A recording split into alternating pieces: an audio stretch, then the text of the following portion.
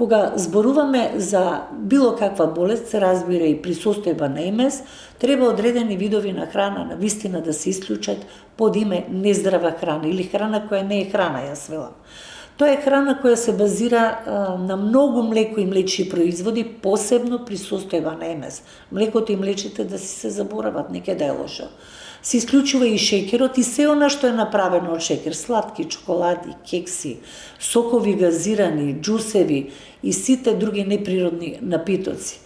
Да се исклучат трансмастите, како што се пржините, маргаринот, грицки со трансмасти, чипсови смоки, купечки пуканки, круасани и така натаму, пуканки во микропечка, ни случајно да не се прават. Жолчките од јајца малку помалку да се јават. Сувомеснато, тешки меса и други процесуирани храни треба да се исклучат.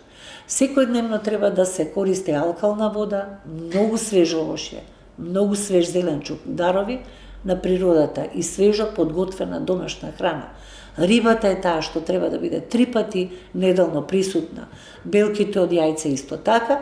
Подобре да се користи безглутенски житарки, како што е оризот интегрален, хелда, просо, киноа, амарант. И пченката нема глутен, но малку има омега-6 повеќе, па при МС не се препорачува многу. Мешунките, граф, леќа, грашак, боранија, печурките да бидат застапени буквално во секојдневието.